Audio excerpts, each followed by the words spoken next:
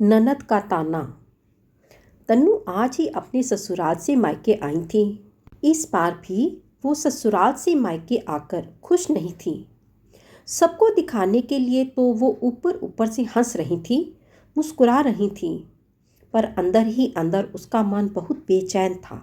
जब तक वो मायके रुकी, हर रोज़ रात को उसके पापा उसकी मनपसंद कुल्फ़ी लाते।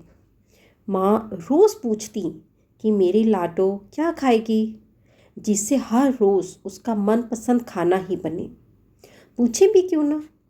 आखिर इतने दिनों बाद जो मायके आई थी, सबका लाड़ दुलार तो मिलना ही था। इतना लाड़ प्यार मिलने के बाद भी वो अंदर से वो खुशी महसूस नहीं कर पा रही थी जो उसे हमेशा मायके आने पर ही होती थी। दिन बीतते गए और ससुराल वापस जाने का भी समय नज़दीक आ गया था। सपना जी बेसन छानते हुए तन्नू से पूछ बैठी कि इस बार ससुराल में अपने पसंदीदा बेसन के लड्डू ले जाएगी या पिछली बार की तरह इस बार भी भूल जाएगी। माँ की बात सुनते ही उसे वो दिन याद आ गया जब वो पिछली बार मायके से ससुराल जा रही थी। पिछली बार भी माँ ने उसके लिए उसके पसंदीदा बेसन के लड्डू, मठरी और दामाजी के लिए तिल के लड्डू बनाए थे।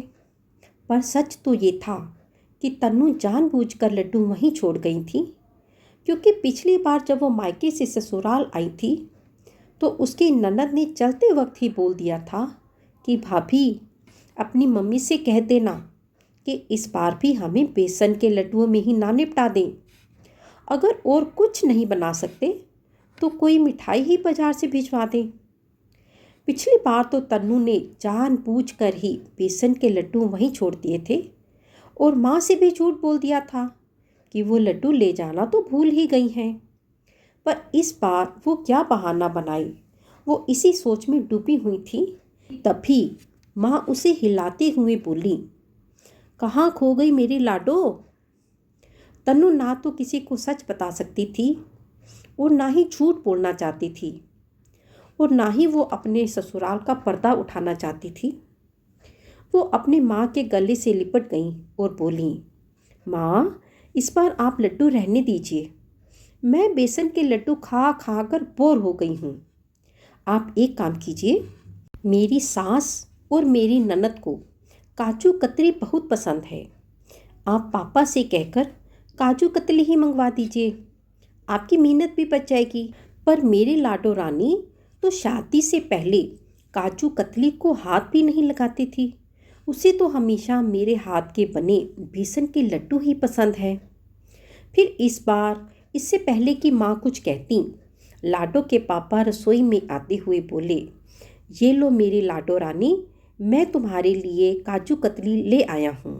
लाडो के ससुराल में ये मिठाई उसकी सास और ननद के लिए और मेरे लाडो के लिए आप अपने हाथ से बेसन के लड्डू बना दीजिए। अपने पापा की बात सुनकर तन्नू बहुत हैरान हुई। उसने पापा की तरफ नज़र उठाकर देखा। पापा उसे चुप रहने का इशारा करते हुए रसोई घर से बाहर आ गई। पीछे पीछे तन्नू भी आ गई और इससे पहले कि वो अपने पापा से कुछ सवाल पूछती, उससे पहले ही उसके पापा बोल पड़े, तुम्हें क्या लगा लाडो कि तुम्हारे पापा की आंखें बूढ़ी हो गई हैं और मैं तुम्हारे चेहरे की परेशानी पड़ना भूल गया हूँ। चाहे शादी करके अपने घर चली गई हो, पर मेरी पहले वाली छोटी सी लाडो आज भी मेरे दिल में बसती है। बस तुम्हें परेशान देखा तो दामाद जी को फ़ोन लगाया, सोचा बातों बातों में उनसे तुम्हारी परेशानी का कारण जान लूँगा। उन्होंने तो कुछ नहीं बताया, पर बीच में ही तुम्हारी सासू माँ ने फ़ोन ले लिया और उनकी मीठी मीठी बातों से मुझे समझ आ गया। अपने पापा की बात सुनकर तन्नू अपने पापा के गले लगकर भावुक हो गई और भारी आवाज़ में बोली, थैंक यू सो मच पापा।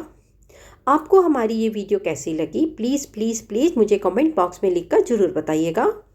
वीडियो को लाइक कीजिए, शेयर कीजिए और चैनल को सब्सक्राइब ज़रूर कीजिए। नमस्कार, धन्यवाद।